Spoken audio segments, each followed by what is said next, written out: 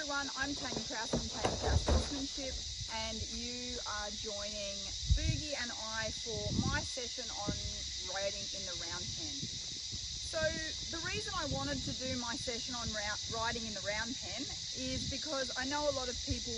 have Roundpens or smaller areas that might be a little bit more conducive to being ridden in poor weather, whether it's because the footing is better in poor weather or whether you've actually got an undercover small area or Roundpen. I really feel like it's an underutilised tool that a lot of people have access to.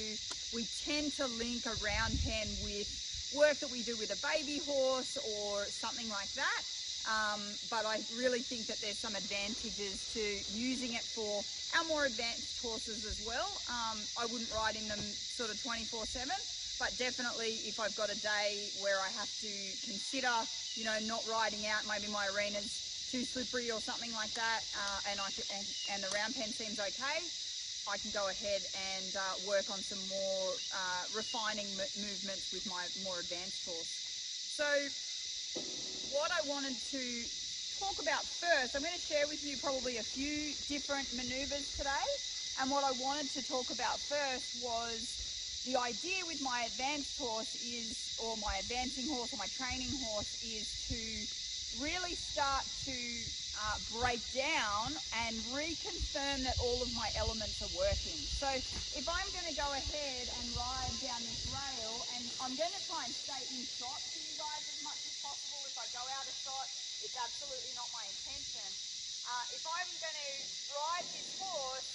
down this rail and ask her to turn and roll over her hops there and come back the other way, she didn't do that very well, but in terms of the exercise, what I'm doing right now is I'm riding her with all of the support elements. So I might have a bend in my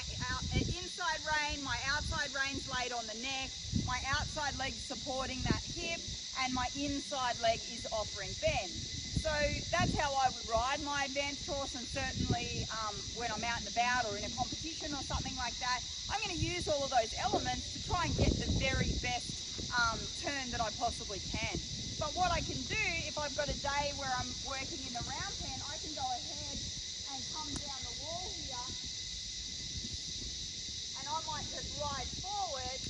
slide my hand down the outside rein, tip her nose into the fence,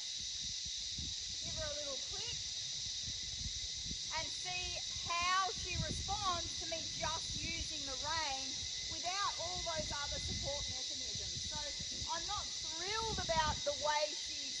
sort of flinging her haunches out a little bit there, but what I do like is as soon as she feels me slide down that hackamore rein, she starts to tip her nose and roll her ribs to the outside. So this tells me that she understands